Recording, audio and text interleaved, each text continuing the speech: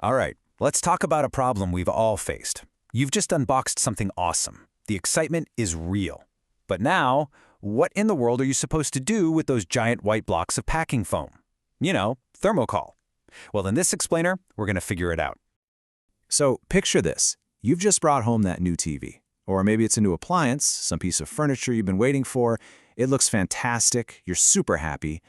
And then you turn around, and you're staring at a mountain of this squeaky, bulky white foam. It's suddenly taken over your entire living room, and that feeling of pure joy now has a little hint of, oh great, what do I do with this? I mean, let's be honest, nobody enjoys dealing with this stuff. It's like that one guest at the party who just won't leave. You feel kind of guilty just chucking it in the bin, but what are you supposed to do? Right? It takes up a ridiculous amount of space in your trash can. The second you try to break it, you create a blizzard of tiny, staticky pieces that stick to absolutely everything. And the rules for getting rid of it just seem so confusing. But don't you worry, we're about to make it all really, really simple. So, this brings us to the single most important moment in this whole process. Before you do anything else, you have to ask one simple question. And here it is. The first thing you absolutely have to do is flip that piece of foam over and look for a recycling symbol. This one little symbol is going to tell you exactly what to do next. It's the key to the whole puzzle. And that little symbol brings you to this fork in the road. Path A is if you found the symbol and you've got a local place that can actually take it. Path B is for pretty much everyone else. Either there's no symbol or there's just no specialized recycling center anywhere near you. We're going to cover both, starting with Path A.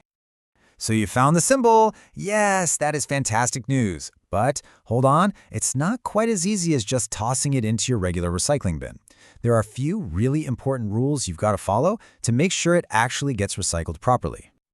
So here's the deal. First, the foam has to be clean and white. No food grease, no dirt, nothing like that. Second, it has to be completely dry. Any moisture can ruin the whole batch. Third, and this is the big one, you need to find a specialist. This stuff can't go in your curbside bin. Just do a quick search for foam recycling near me, and you should find a drop-off point. And then, well, just take it there. And let's be super clear on these rules, because they're important.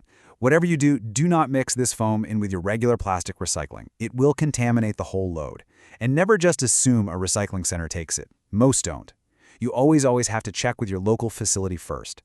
A quick phone call or a website check can save everyone a huge headache.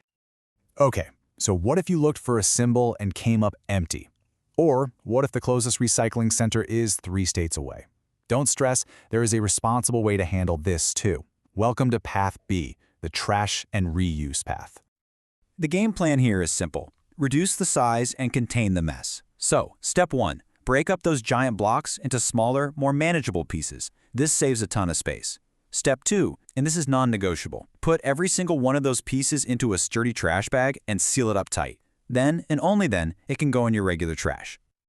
And here's exactly why bagging it is so critical. This foam is incredibly light. All it takes is one gust of wind, and those little pieces go flying everywhere, all over the neighborhood, into drains, and out into the environment where they can cause a lot of harm. So bagging it is a super simple step that makes a huge difference. But wait, before you seal that bag completely shut, there's one more really great option to consider, giving that foam a whole new life. This is such a great little hack. Think about it. Local pack and ship stores have to buy this stuff all the time, so give a few of them a call. If your foam is clean, they might be totally happy to take it off your hands for free. It's a win-win. You get rid of it, and they save a little cash. Okay, I know that was a lot of info. So let's just boil it all down into one final, super simple checklist you can use every single time you find yourself standing in a foam fortress. Here it is, your cheat sheet. The do's are simple. Check for recycling options, keep it clean and dry, break it down, bag it up tight, and see if a local store wants it. And the don'ts are maybe even more important. Never, ever burn it. It releases nasty, toxic fumes. Don't let it escape and become litter, and for the love of recycling, don't mix it with your regular stuff. See? Pretty straightforward when you break it down. So there you have it. You now have a complete game plan for dealing with one of the most annoying types of packaging out there. And it kind of makes you think, doesn't it? If we can get this smart and responsible about foam, what other stuff in our lives could we be a little bit smarter about too? What's next on the list?